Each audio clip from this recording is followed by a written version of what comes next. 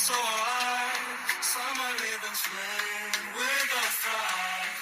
Go, go, go, oh, shout it aloud. In the summer sun, we're a summer loving crowd. Talking Brazil ball, we're breaking it down.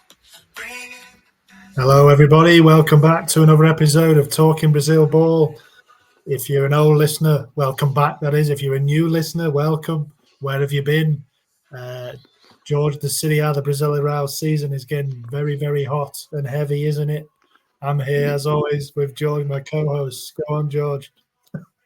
Hey, James. Yeah, hot and heavy. What a way to describe it. But yeah, where have you been if you're only just tuning in? I think this is episode 37 potentially. So we've been doing it for a little while now, James, and it's going good. You know, how are you? Como vai? Como vai? Yeah, very good. Bem. I guess pretty good. Enjoyed the week of action. Like you said, it's getting towards the kind of the business end of the season, isn't it? So there's plenty to ramifications of every game's important nowadays, and everything's got a lot going on it, really, hasn't it? So yeah, like you said, what do you say there, 37? It seems to have flown by a bit, doesn't it? Yeah, episode 37. Obviously, we've done, that we did before the season started, didn't we? So we're on episode 37, I believe. So yeah, but it's hotting up. There's 10, 11 games to go for teams. Some got 12, I think. So coming very much to the business end of the season, James, and yeah, starting to get, things are starting to blow up a little bit, aren't they? We're starting to see who's who's going to be in and around the title, who's going to be in and around the relegation, and all sorts, So I'm looking forward to it again this time. Yep, absolutely, as always. And yeah, so why don't you let us know the results, George? Run down the results as usual, just to keep us up to date, get us up to date. I think there's only been the one game week. I think there's only been the 10 games, hasn't there? Hasn't been any of those rogue ones kind of here and there. So you give us a rundown of the fixtures since we last met last Tuesday. Absolutely, it'd be my pleasure, James. I mean, it was a strange week in many ways because a lot of the games were done on the Saturday. Usually it's on a Sunday. There was just one early Sunday morning, but we started on Thursday, the 3rd of October. Criciúma 2, GO 0. Into Friday the 4th, then Fluminense 1, Cruzeiro 0.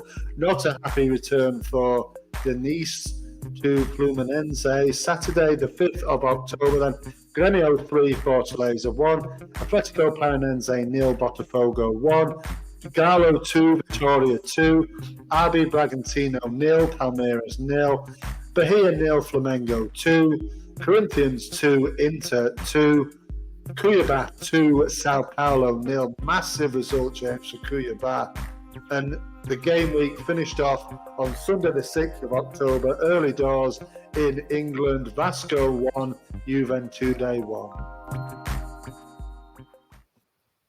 Yep, some big wins in there. Like you said, with Cuiabá especially getting really, really big win. I know some of the results which have big impact at the top and the bottom of the table, which we're going to get into. I believe you've got a bit of a game for us, George, to kick off the show this week, which, we like to play a few games, don't we? Yeah. Joghino, a little game for you, James. Joghino. So yeah, and this game is one that I sort of devised, over the last few days, really, and inspired actually by an Instagram post I saw by the popular football social media site 433. I don't know if you know this site, James. 433. I know I know 442. That's more my formation. Yeah, England will play 442. Yeah, so yeah, that's one to look out for. That's a magazine. This is more of a social media site, and they on Saturday morning, James. I just noticed it. It's like a international. They do world football posts. It seems quite random, but yeah, on Saturday morning, I noticed they'd done a post about our beloved Serie A, and it said the Brazilian league. The caption was the Brazilian league is full of big names, and there was 18 photos, 18 players. So what I'm going to do, James, is reel off the 18 players for you, and what I want you to try and guess is the average age of these players, these 18 players.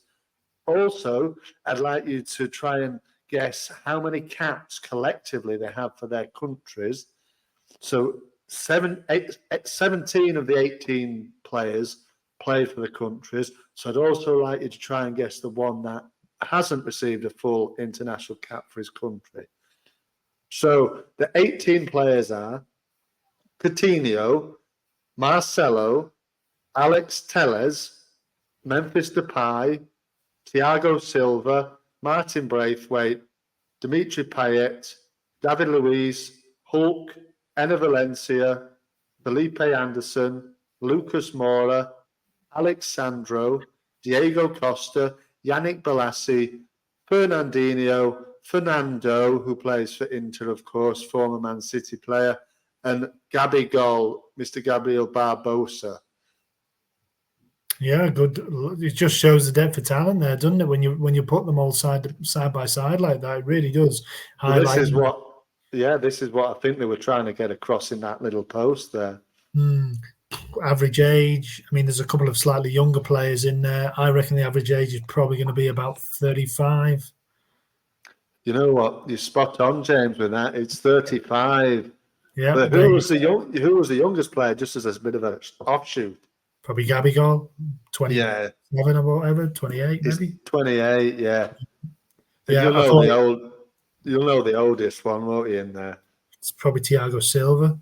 Yeah, 40 he's now, 40. Yeah, he's 40. So, but how many caps collectively did they get for their respective countries, James? So you're not talking about an average here. You're talking about a collective. Collective. I mean, that's near impossible to get. Have a go. You might get it. I don't know. 420.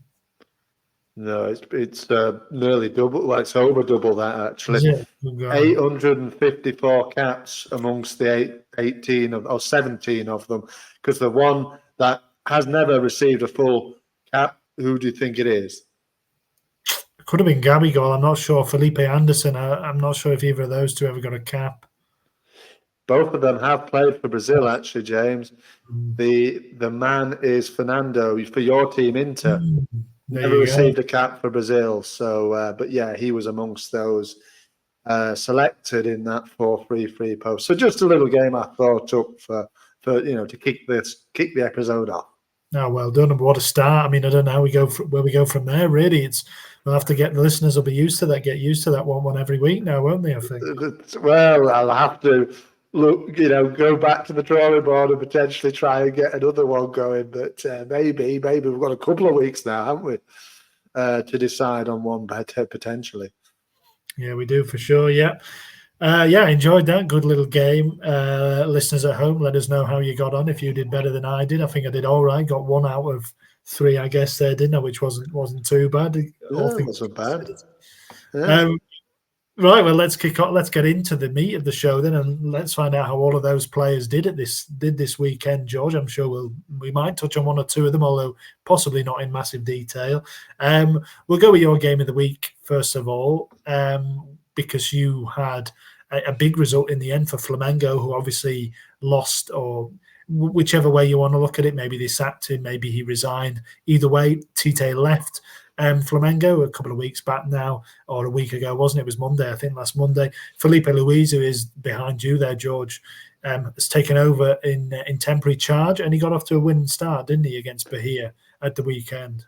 He did. It was a 2-0 win away in Bahia, in the Arena Fontenova in Salvador. So yeah, a 2-0 win. He'd already won, James. It wasn't his first game in charge. It was his first ever league game, Brasileirão game.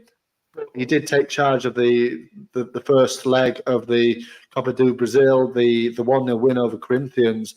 So, but his debut in the league, and it went completely to plan. Really, completely to plan. I think Flamengo dominated this game. Pretty much from start to finish, dominated the ball. Shots on goal, expected goals. XG was 2.50 compared to Bahia's at 0.82. So you just get an idea of how dominant they were, really. And the goals, they had to kind of wait. I mean, one One came from Iraton Lucas, which was just a tap in. The goalkeeper kind of parried it straight to him. That was in the 34th minute. And then they had to wait up until the 11th minute of injury time, the 101st minute, James. And Mr. Carlos Alcaraz, former Southampton player, of course, dispatched the penalty, scored, pretty comfortably. First goal for Flamengo for Alcaraz. But also, I mean, I don't know if you've seen this, James, a really dubious red card. I mean, it didn't really matter in the end. They basically lost the game. It was the 100th minute of the game that Santiago Arias got his marching orders. But the referee had to go to VAR. And for me, he gets the ball all day long. It's a ridiculous decision. And maybe points to the standard of officiating in the league. I don't know. But it was really, really...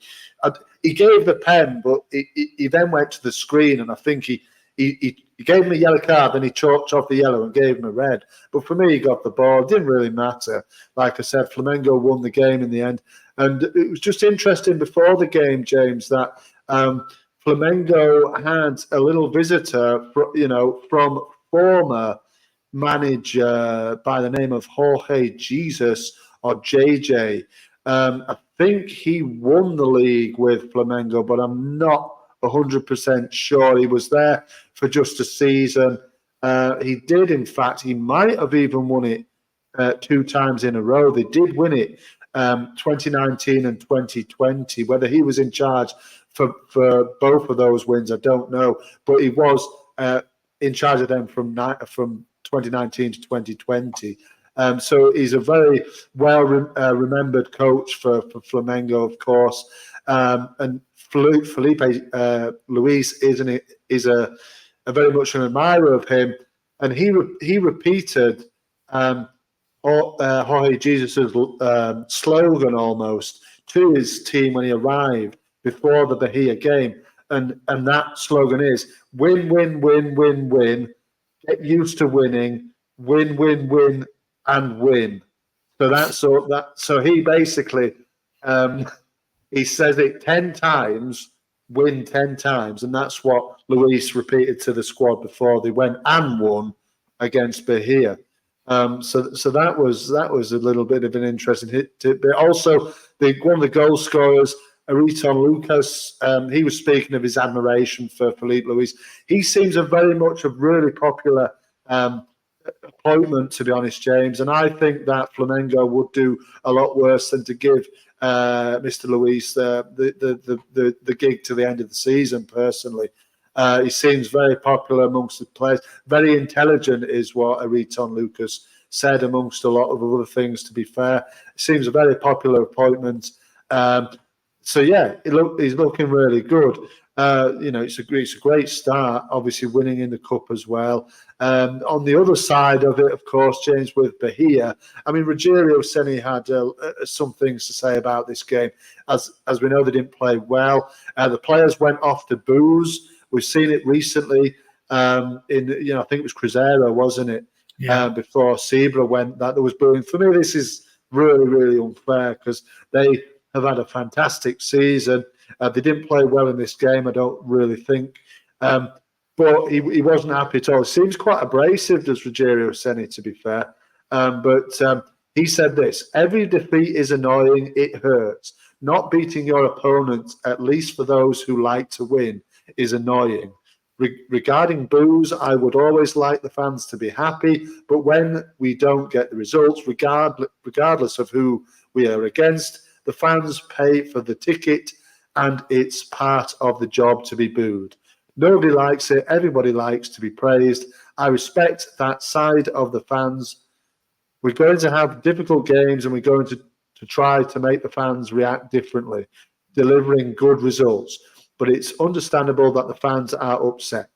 So obviously he's just acknowledging the boos and things. But yeah, he's obviously not, it's a bit harsh really, because they've had a really good season, and they have slipped a little bit, to be fair, haven't they? And they've not quite reached the high hopes of what they had, but they've been indifferent really for quite some time now. But you can't say 7th position with what, 9 games to go. They've had a really good season, so I don't. It's a bit harsh them booing. Well, even in amongst that, they've not been in brilliant form, but they've not been in awful form as well. Look at the last That's five. what I mean. Yeah. Won two, they've lost three. They tend to win one, then lose one. They've not been doing terribly. I mean, even if you look at that game, Flamengo at home, it's always a game that for Bahia you're going to be second favourites in as well. So it's not as if they lost at home to somebody they should have been beating either. I know Flamengo aren't in sparkling kind of form, but it's still a giant of the league, isn't it? So it does seem a bit harsh. And like you said, like we mentioned with Seabra when it was going bad for him at Cruzeiro and ultimately he got the chop. Once the fans start booing you, it feels a bit like you're kind of on a hide into nothing. It feels like it's the beginning of the end, really. You don't really come back from that. You might do in the short term, but long term, it feels a bit like the beginning of the end. And like you said, that would be a real shame for Seni because he's done such a good job there. And it's not like he's only been there briefly. He's been there for a little while now, I think, 2 years maybe. So he's well established there, and he's obviously taken them from 16th, I think they were last year in the end, to top table. They should come in the top 8, really, regardless of what happens between now and the end of the season, you'd have thought. So that's an improvement, a massive improvement, and it does feel difficult. It feels a bit, be careful what you wish for Bahia a bit, that, doesn't it? It does, really. Yeah, he's been there for about just over a year now, James. I mean, it's funny, actually, as well, because he was former manager of Flamengo. He did actually coach Filipe Luis while he was at Flamengo, I think. So a bit of a reunion for them too. And it is a real, they have bogey teams in Brazil as well, James. And Flamengo is definitely one for Rogério Ceni. Hasn't won in 15 attempts against Flamengo now. So he was at Flamengo for not too long, really, it has to be said. 7 or 8 months, really, in the end. But, it just seems a little bit of a bogus team. Funny how these things happen. But it just shows as well what the fans expect now from Bahia as well and how highly the players have been performing for them to be booing a defeat at home against Flamengo. So let's see. I mean, the 6 points off the top 4, they're only a point off qualification for the Libertadores for next season. So, swings and roundabouts, really. I think it's a bit harsh. Yeah, definitely. And maybe you say the fans' expectations. I think perhaps there's a bit of a sense that maybe having become part of the City group, maybe when they see the good times are coming, maybe they get a bit impatient and think, well, this is what it's going to be like all the time now, given the backers that they've got, obviously, and the links that they have to City. So maybe a bit of a reality check for Bahia. And for Seni, really, who sounds like, he doesn't really need one, but maybe the fans do just need one. For Flamengo, up into the top 4, obviously, they've had a bit of a rocky spell. They're not just out of the title race yet. I would say they're 9 points back on Botafogo with a game in hand. It's not quite, Fat Lady's not singing just yet, I wouldn't say, for Flamengo, but they need to be almost perfect, really, under Filipe Luis, you'd imagine. But we'll see if they do give him the job. If he does a good job, as you said, the players like him, the fans like him. But I think maybe it might be instructive that George Jesus was in there. He's very kind of highly thought of manager, former Benfica manager as well. Very highly thought of, I know, in Brazil. So perhaps he might be in the running to come back. You never know, with maybe Filipe Luis playing a part too. But we'll have to keep an eye on that one anyway, George. Anyway, we must push on to the other games of the week. We don't want to get too caught up on just the one, even though it was obviously a big win for Flamengo there. So my game was another game at the top of the table, George. Well, for one of the teams, and unfortunately, you must have passed me your 0-0 curse, I think, because I've got a 0-0 this week. I don't know what I did wrong, who I upset. Somewhere out there in Bragantino or in Sao Paulo, because I covered the Red Bull Bragantino against Palmeiras game, George, and that was a 0-0 ball draw. The only excitement really from it was the scene you can see behind me there, which was a sending off for Gabriel Menino, right at the end of the game, 100th minute, really, added on time, and he slapped one of the Bragantino players, Lucas Cunha, I think it was, gave him a bit of a slap, got a red card, of course, protested his innocence, wasn't innocent, and a bit of a scrap ensued throughout the players. But I think it was a bit of frustration generally from Palmeiras as a result of the way the game had gone, really. I mean, they didn't really dominate by any means. had more of the ball, but they didn't really make it count. And it was a missed opportunity in the end. I mean, you have to say for Palmeiras, as we know, they've been performing out of the skins really the last kind of few weeks, having had a few weeks of really misstepping every game. They seem to be having a bit of a setback, and then they won 6 in a row. But you know, if you're relying on winning every single game, ultimately you're going to get a result like this, and it's going to knock you a bit because you've been performing at your maximum for so long, and you just can't do that for 15 games at the end of a season, really. So a better draw in the end, a better point for Bragantino, who really kind of need to start picking up points. But yeah, Palmeiras, George, it puts them 3 points behind. Botafogo obviously got a narrow win themselves away from home. They were playing at the same time, so they would have, really been wanting to get that late goal and just make sure that they did their part for this game week. But they couldn't do it. And in the end, they had to settle for a point. Yeah, well, like you said, James, you can't consistently be completely at your best for the whole time. And, look, they've won, 5 in a row before that. So 6 in a row, wasn't it? Yeah. So, sorry. Yeah. So you're going to drop points somewhere along the way. And sometimes it just doesn't work, does it? And we see a lot of these silly red cards at the end of games. It's just, and a lot of the coaches seem to get involved in that as well and get themselves sent off and stuff as well. The referees just seem to brandish them easy, but obviously he's slapped in the face. That's fair enough, and just a bit petty and silly. But like you said, they're probably a little bit frustrated. Maybe some people, sometimes you get people feeding the information onto the pitch, about the Botafogo game. Obviously, like you said, they narrowly won, didn't they? But it wondered maybe they knew about that as well and were getting a little bit fractious. Look, they're still in a good position. They're 3 points back from Botafogo. There's still 9 games left.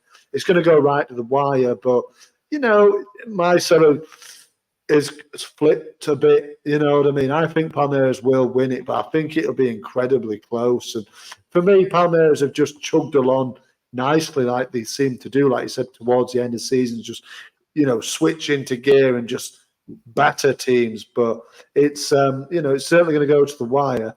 So see, like you said, RB Bragantino really did need to pick up some points, and it's a good point for them at the end. They're going to be quite happy with that, but ultimately they do need wins because the teams below them, James, are starting to pick up a few points and look a little bit dangerous. We mentioned Cuiabá. It was a massive win for them, and that they've, with that win, sort of catapulted themselves into contention for staying up, for me personally.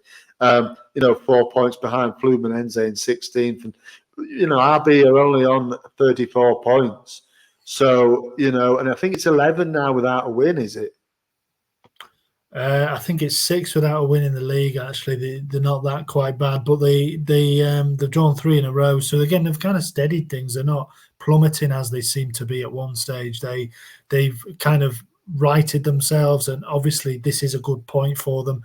And I know you've been kind of doom mongering over Pedro Caixinha for a little while now, and saying he's on the verge of going, but I don't think that's the case, to be honest. I mean, he was happy after this game. He was pleased with the point. He said that they do need to pick up, 3 points more often than not. They do need to start getting some wins on the board, but he didn't seem worried. He was relaxed. He was happy, Pedro Caixinha. And I think, to be fair, I think they'll see it as maybe it's a silly time to make a change, really, from 9 games from the end. If you are kind of just above the relegation zone, you're struggling on that way.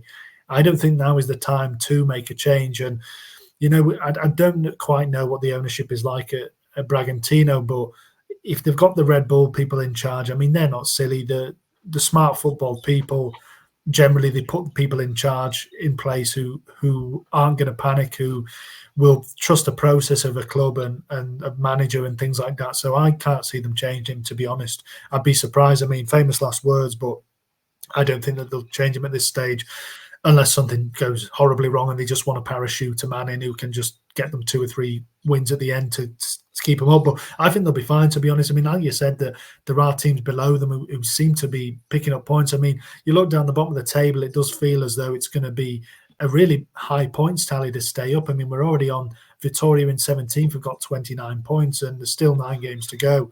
You feel like it's probably going to be 40 plus, really, to stay up, maybe just under, but it's going to be a high amount. So Bragantino, I think, will have a bit more quality than some of the other teams. Juventude even, and obviously Vitória, Cuiabá. Obviously, we've got Paranense, Fluminense, and Corinthians in there, and that's the interesting part. But they are 13th, Bragantino. It's worth saying that they're not kind of perilously close to the bottom. They are just keeping in and around lower mid-table. So I think they'll be fine. I think Caixinha's got enough credit in the bank there, and I think they'll be all right. So I personally think he'll stay. Maybe they'll make a change in the summer, but we'll see on that. Just on Palmeiras, George, they had Endrick come back this week. Brazil were training over there at the Palmeiras training facilities. So Endrick was back. He's by all accounts got a very good reception from the fans who the social media. The club were posting out on social media and everything and welcoming him back. And he didn't meet most of the team. I think the team were away preparing for the game in Bragantino. But they were there's 1 or 2 players around, and he got pictures and things with them. So that was nice for him to kind of touch back down on base after joining Madrid, obviously, in the summer. I mean, another thing I wanted to mention on Palmeiras, George, which was a bit outlandish, I thought. Apparently, Palmeiras asked about the signing of Gabriel Jesus from Arsenal. I don't know when this was, but I don't know if it was over the summer transfer window or what, but they apparently asked about Gabriel Jesus, and you can predict the answer that they got back. But apparently it's still something that they would like to happen in a dream kind of scenario. I don't think that one has anything in it, to be honest, but it does seem as though they might be pushing that way if an opportunity opened up. Wow, I mean that you can understand Arsenal just say no way, no, you're not even looking at it because he's an important player. Or they just seem to pick up 1 or 2 like long, lengthy injuries occasionally, doesn't he? So you know what I mean. Maybe at some stage he might end. Well, I assume he probably is one of these players that might end up back in Brazil at some point. He's not like a starter for Arsenal at the minute. He is kind of in and out of the team. So I think that was the feeling maybe that they might be open to. And I don't think it was a flat no. I think maybe it was a, no, not at the minute, but maybe there might be something in the future. He is a former Palmeiras youth product, so he's obviously he's a hero of the club for his time there. He was there, played quite a few games, I think, as he came through the youth academy, so maybe one to keep an eye on in the future. But for now, it's not something that is happening. But Palmeiras will want to bounce back come the international break. Frustrating time for the international break probably for them. They'd have probably liked to go in with a 7th win in a row, and probably felt they should have done, but they couldn't quite get over the line in that one. Like I said, a better point for Bragantino than for Palmeiras for sure.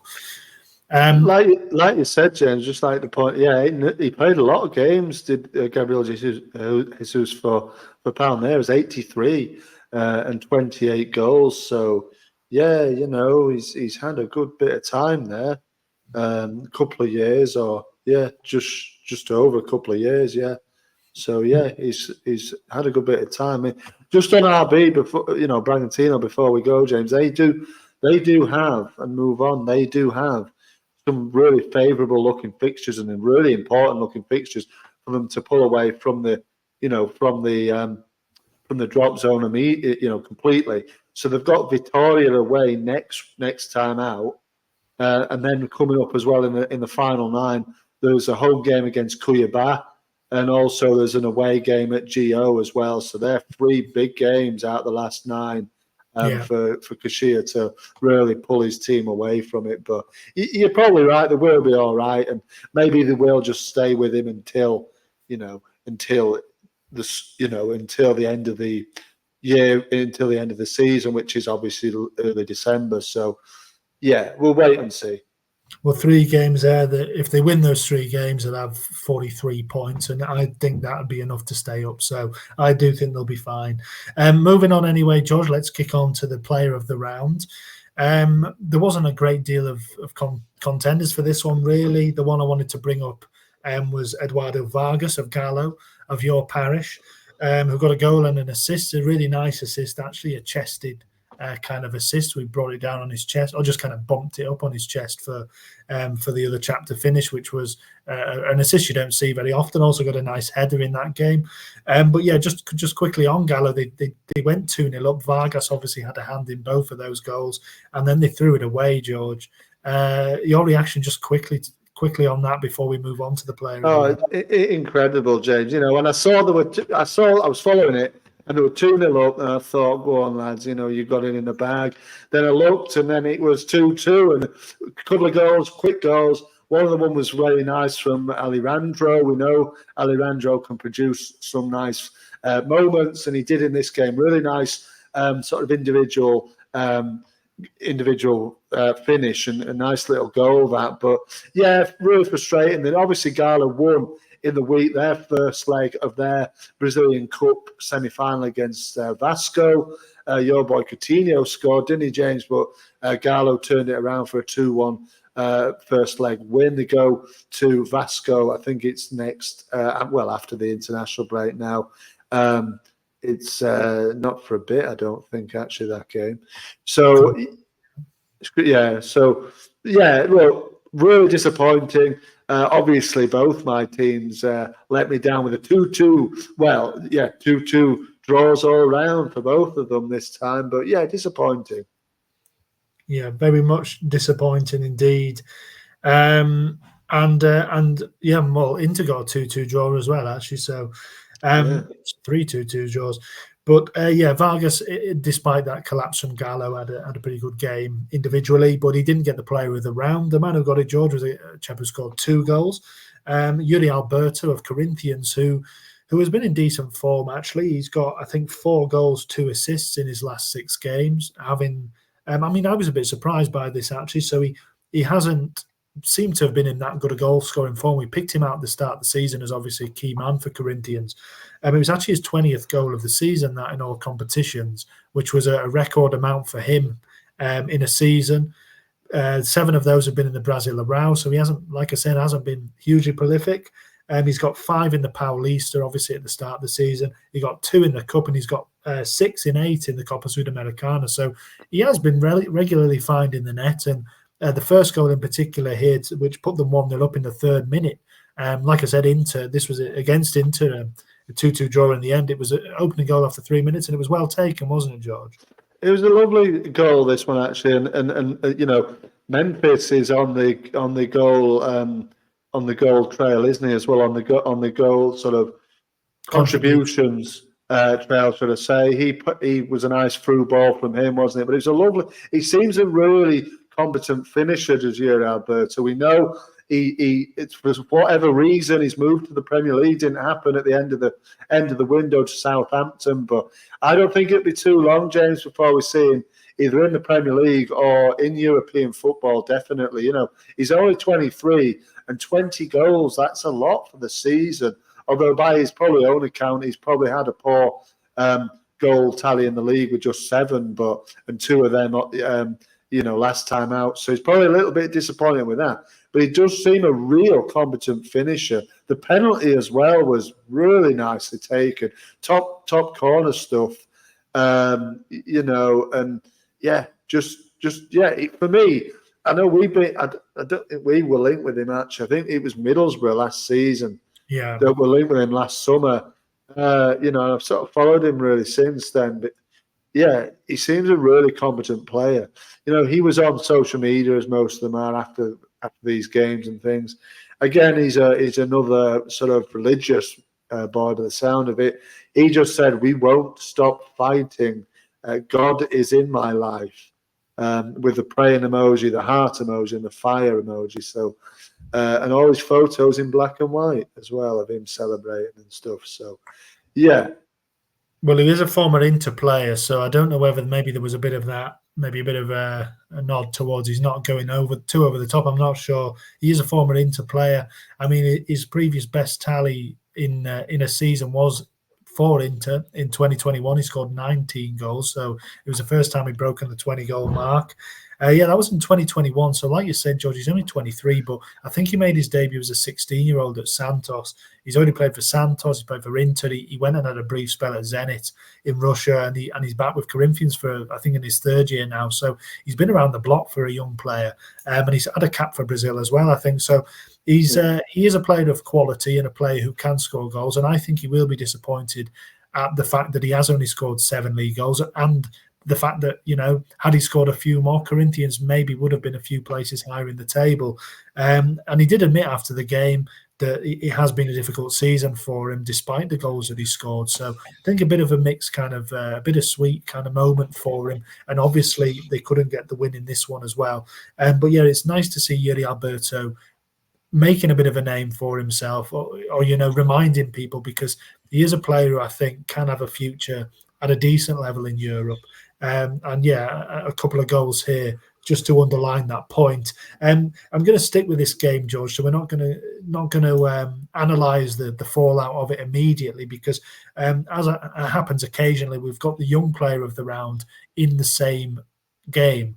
So I want to just do that before we kind of analyse what's going on at Corinthians, especially because they can't seem to pull themselves out of the relegation mire. But the young player of the round, George, is a player of some interest, actually. Again, it wasn't a particularly hotly contested category this time. As you mentioned, Carlos Alcaraz scored a penalty for Flamengo. He's still only 21, despite all his experience. But the guy who won it was Inter player Ricardo Matias, who got a late equaliser in this game to cancel out Yuri Alberto's double. Snatched a point for Inter right at the end. 18, George, first goal on his 5th appearance for the senior side. And it was a really well-taken finish, wasn't it? A little flicked bit of flair, wasn't it?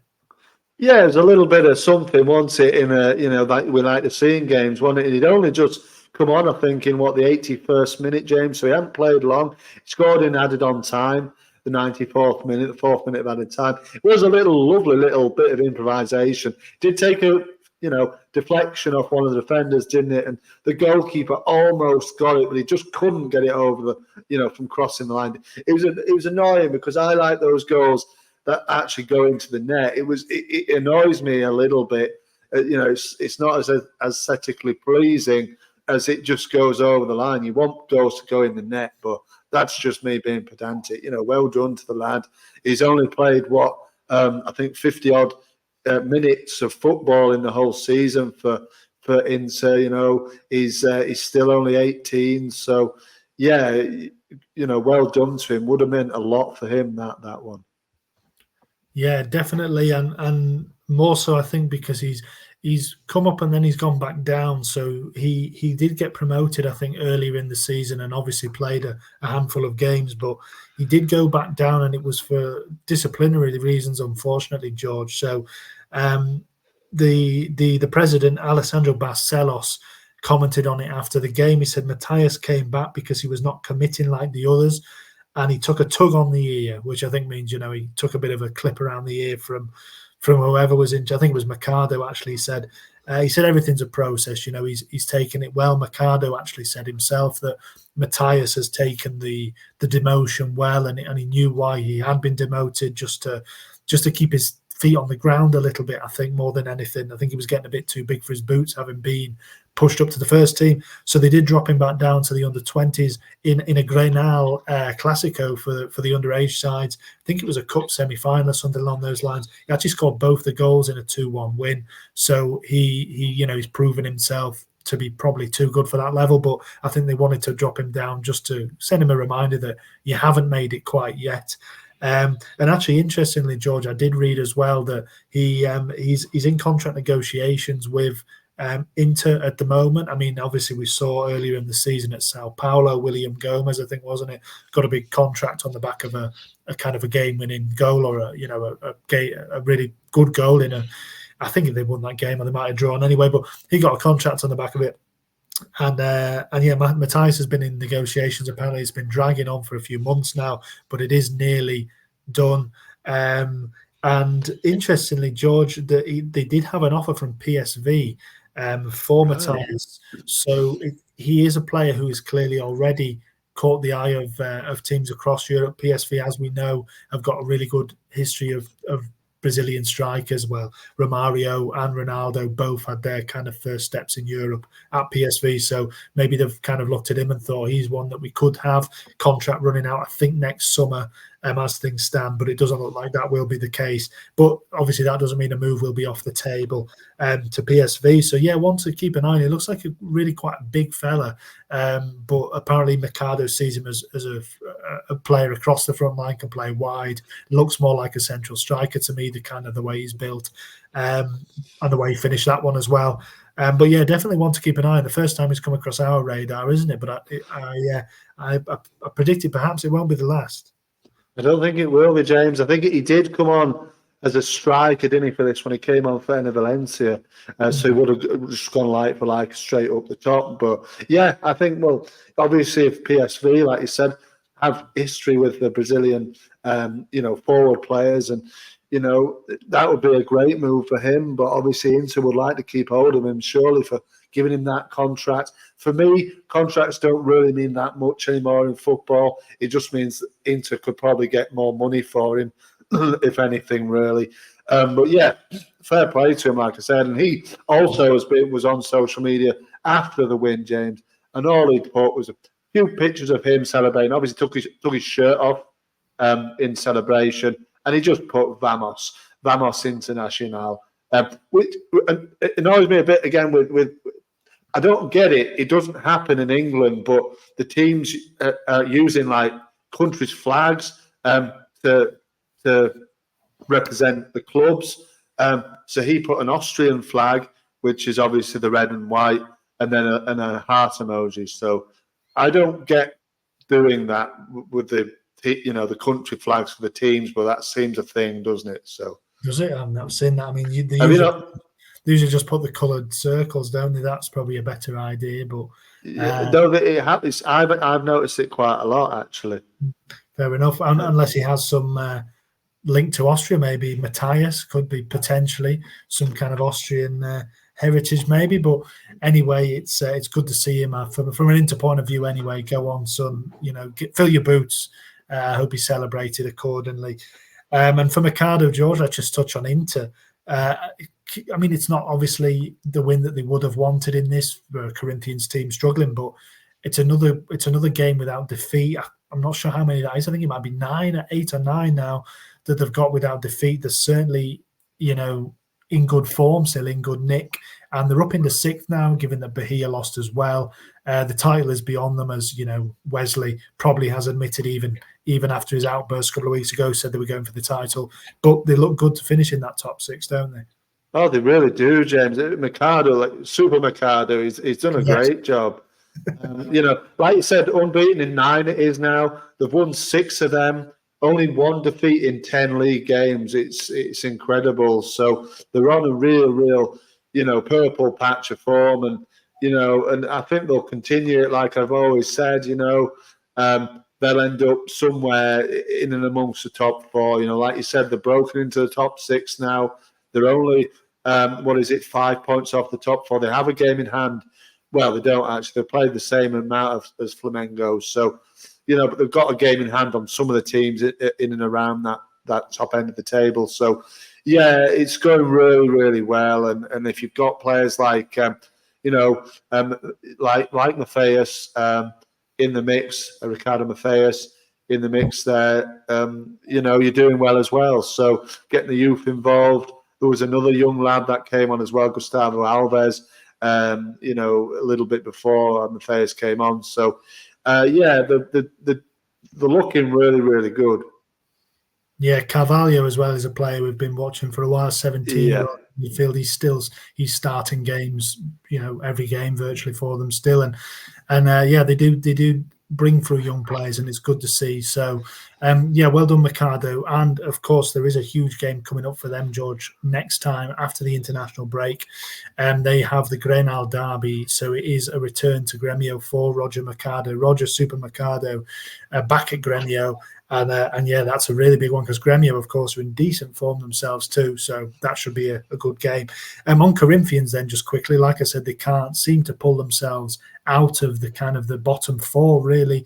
This wasn't a bad point, really, all things told. But they're still 1 point below Flu, who are in 16th. They just can't seem to, much like Flu, who have actually got their heads above the relegation zone. They just can't seem to pull away. And another draw for them. Not a result. Well, first draw for a while actually, but not quite the result they would have wanted. But do you think that's still a positive point in the end? I mean, the way that they've lost it there with a last-second equaliser will have stung. But do you think they'll see the positives that they were able to hold an Inter side who were in good form, or do you think they'll see it as, well, we really need to be winning those games, closing them out when we've got the lead? I think, well, no, I think they'll be relatively happy with it, James. I think they'll be obviously gutted that they're surrendering a lead in the 94th minute, and that would have stung. But otherwise, Inter are probably the most formed team in the league, and they've held them to a 2-2 draw. I think they'll be relatively pleased with that, really. Alberto is a shining light. Like I said, you're getting Memphis Depay, the big name signing. He's in and amongst the contributions for goals now. Seems to have settled in all right. So yeah, I think they'll be relatively happy with that. Obviously, they won't be happy with the position in the league, but again, they're only 1 point off Fluminense, and it's going to go right to the wire, James, and it's going to be interesting, but. You know what? I think they might get relegated just because I don't think they'll be able to have that form. It's always like win one, lose two or three, and then draw another one. They haven't got any consistent kind of good form. And the other teams, I mentioned Cuiabá, they're only 3 points behind them now. It's a massive win for them. And they're only 4 points off Fluminense in 16. So they're back in it for me. Who knows? That win might have given them some real confidence. So they've got to watch out, but I think they might go down. Yeah, the next two games in Serie A are at home to Paranense, who are, of course, down there, and then away at Cuiabá. So they've also got Vitória away. So like Bragantino, they do have teams who are down there.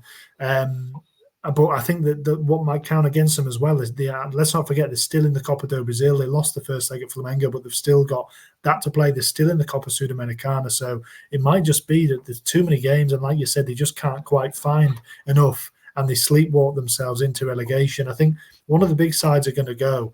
It does look that way, and I think you'd have to say Corinthians are favourites for that at the moment. So that's what I mean in that when they do have those winning positions, they can't really be affording to throw them away. To a soft goal, really. It was a good finish from Matthias. He did well. And like you said, they nearly managed to keep it out, but it was a soft goal, really, in the end. So I think they'll be frustrated still, to be honest, but we'll see if they can bounce back. Obviously, there's the international break for them to stew over that now. But it's certainly going to be touch and go for them. It would have really stung that, James. Sorry, it would have really stung because a win would have taken them out the relegation zone as well.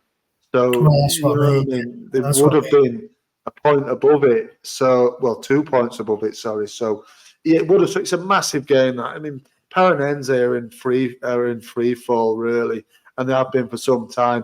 And again, I must admit, I'm sort of having them down for relegation as well because they're in so poor form. And I think Vitória and maybe even Cuiabá, you never know, might be able to just squeeze enough wins out of the final 9 games, or Cuiabá have got 10, to be able to stay up. And Paranense are just completely gone. They're just, the new manager hasn't really helped at all. And it's just a real, I don't know what's gone on really for them. Yeah, they lost. I mean, they lost to the league leaders, Botafogo, this weekend. It was an early goal from Igor Jesus that won it in the end. They do have 11 games left, so they do still have that game in hand, or 2 games in hand over some teams. So, but they can't keep on the way they are for sure.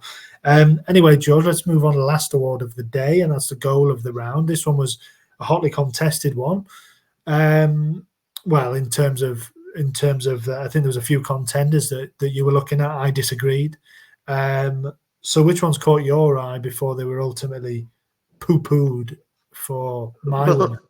Well, I keep going on that Cuiabá, but both the 2 goals to them I had my eye on. I mean, the first one's an overhead kick, but like you said, like you poo-pooed, as you put it, he was about 5 or 6 yards out. And then I thought Claeson's, little curler, put in and curl it in from the left-hand side. I thought that was all right. There was Dimitri Payet's goal against Juventus. There was a quick burst of 2 goals in that game. I thought his was a nice finish.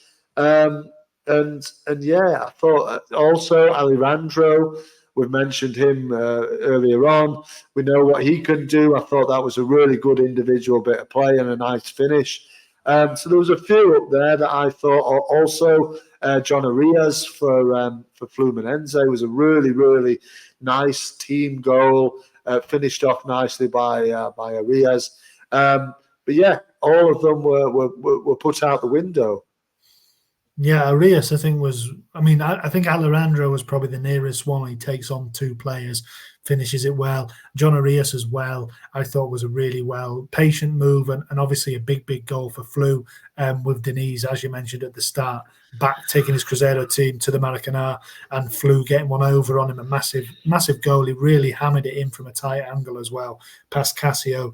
But yeah, I mean, they were all good goals. I thought another one I'll add to that, Hercules for Fortaleza. I think we mentioned Hercules last week, maybe the week before, and he kind of a solo run, just half the pitch, and then fired it home for them, and they were ultimately beaten, a heavy defeat for Fortaleza in the end this time. And I also thought Soteldo for Gremio was a well-taken goal as well on the volley. He hit the post, the ball went out to the right, got swung back over to him, and he finished it quite nicely on the volley. I thought that was quite a good goal. So I thought there was a few goals in there that were in contention. I know you were pushing that Cuiabá agenda, but I thought the second goal, it was a decent goal. Nothing special. He basically just shifted it and smacked it in. I thought actually the Juventude goal was better.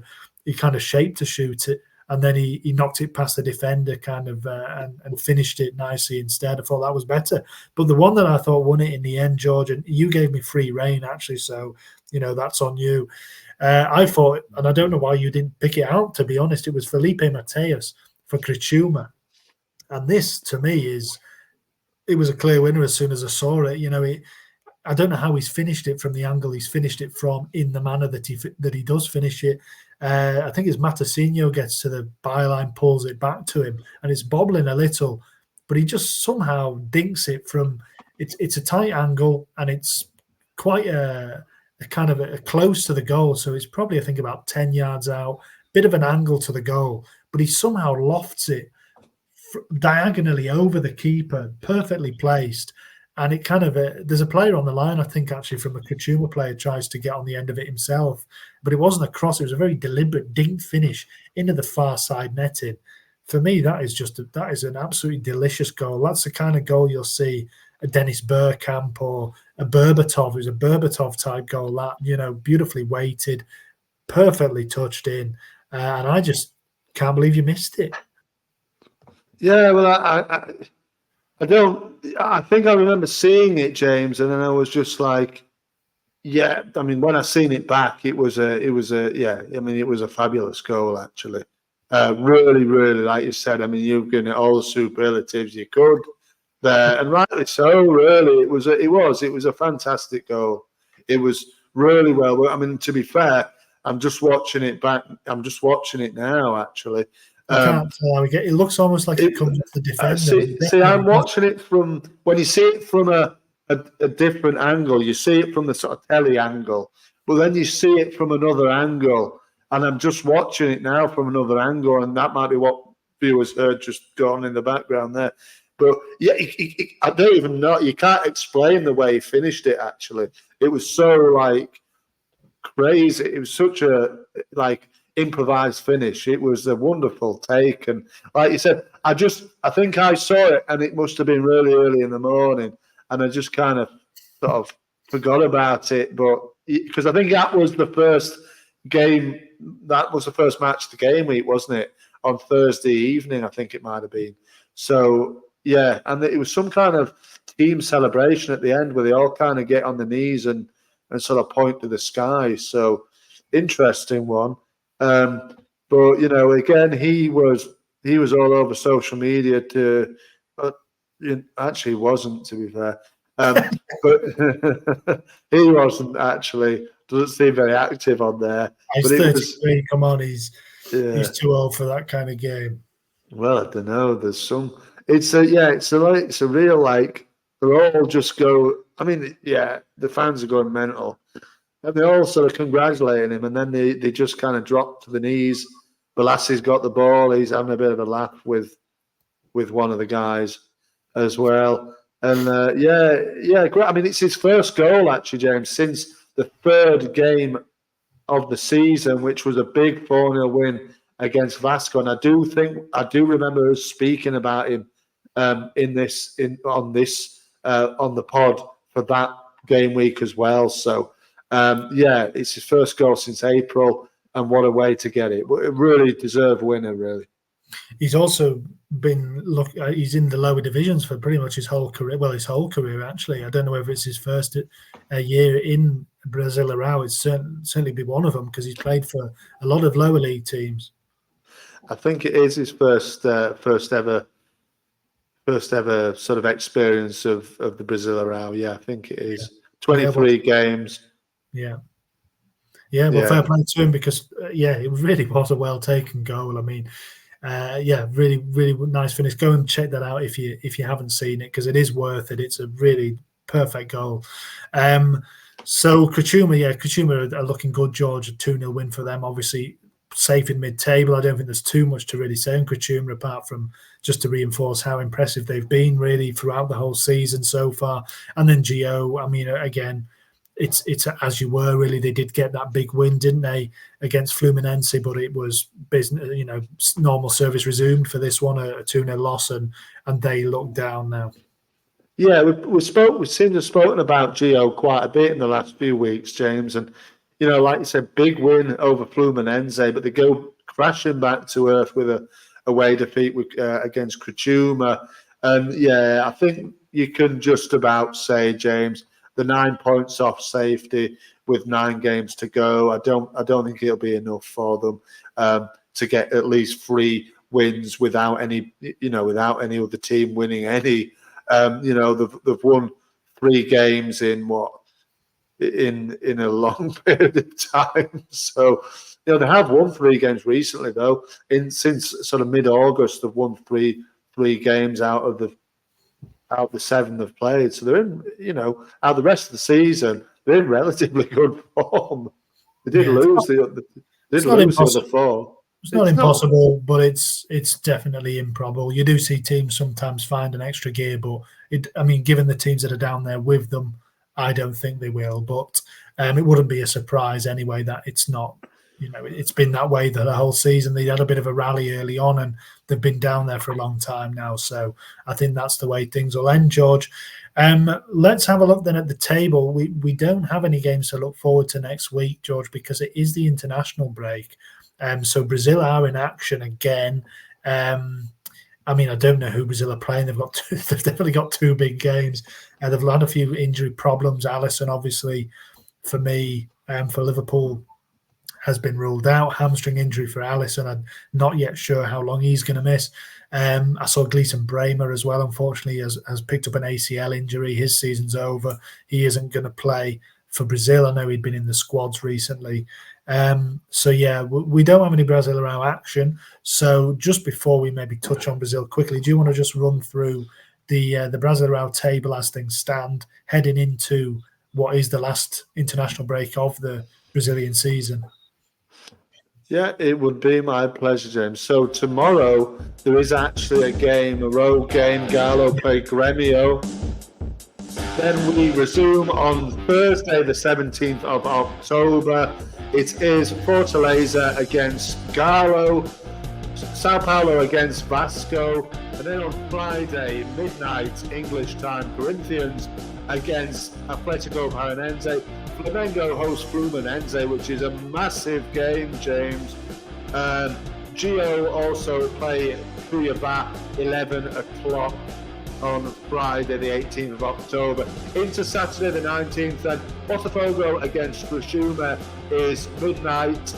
Cruzeiro against Bahia, 1:30 a.m. Then Internacional against Grêmio, that big derby game 8 p.m. English time, Saturday, October the 19th. Vitoria also host RB Bragantino at the same time. And then the game week concludes with Juventude against Palmeiras, which is happening midnight, Monday the 21st October, UK time. I didn't actually ask for the fixtures. I asked for the table, but they're too far away. To be honest, but yeah, you did, and we can do the table now. That was my bad. And then I was thinking, there's different music, but there you go. It was my mix-up. Yes, it certainly was. But mine was my mistake. It doesn't matter. I mean, like you said, they're still away, but we won't actually have a show next week. I'm away, so it falls nicely with the international break. So we won't be having a show next week. So if you don't see Talking Brazil Ball pop up, don't worry. We're not finished. We're just away for the week, so we won't cover anything that week. So we can look forward then. We won't have a chance to review or look ahead to those games. So now everybody knows what's going on. Now let's look at the table. Yes, more hero. I'm going to put this music on this time. Oh, you're switching it up. It's a bit more relaxed. So first is Botafogo with 60 points. In second is Palmeiras with 57. Third is Fortaleza on 55. Fourth is Flamengo on 51. Oh, there we go. Fifth is Sao Paulo on 47. Sixth is Inter on 46. Seventh is Bahia on 45. Eighth is Cruzeiro on 43. In ninth place, James, is Vasco on 37. 10th is Galo on 37. 11th is Grêmio on 35. Also on 35 and 12th is Criciúma. On 34 points is RB Bragantino, and 13th. In 14th position is Juventude, also on 34 points. 15th position, Atletico Paranaense on 31. 16th is Fluminense on 30. Into the relegation zone, James, 17th position. Vitória on 29. 18th is Corinthians on 29 as well.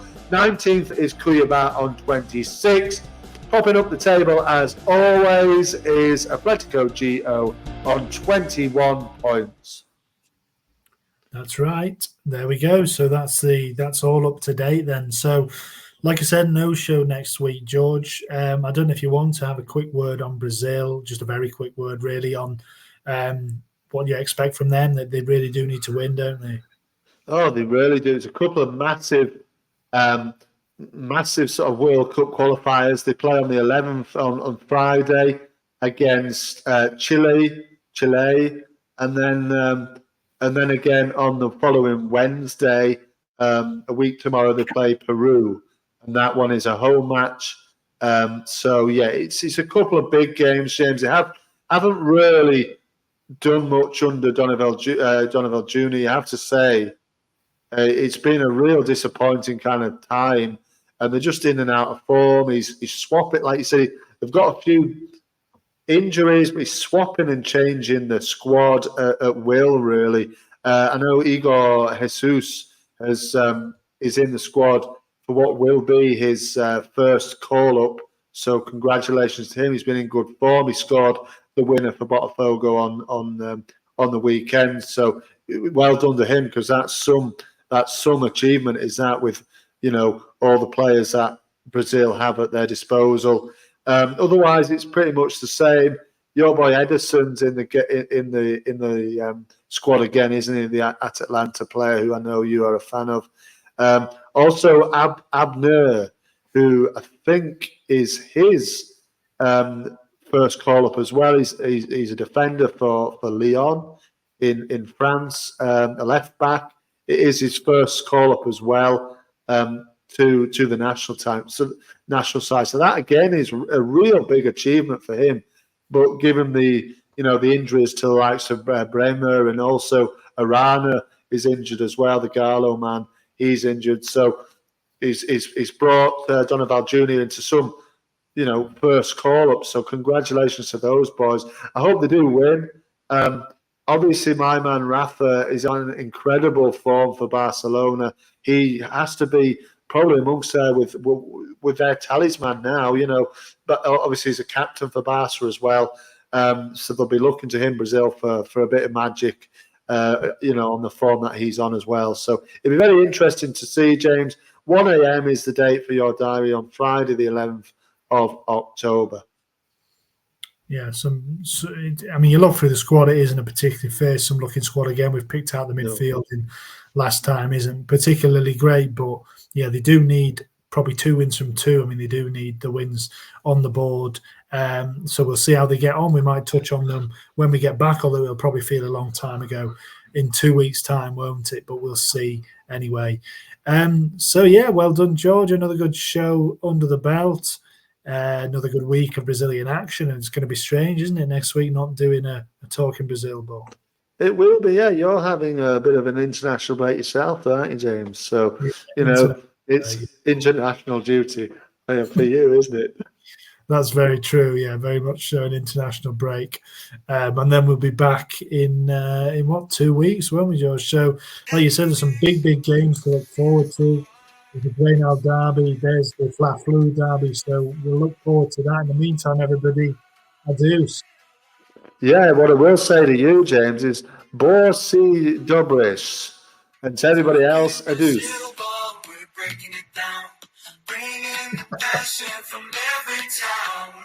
What does that mean then? It's have a good time. Oh, thank you very much. Adios. Adios.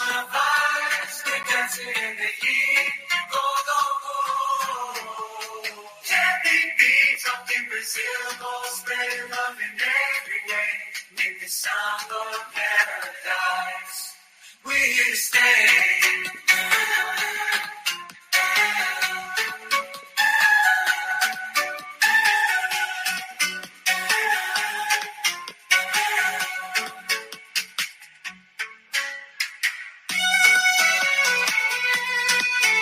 That's my favourite bit.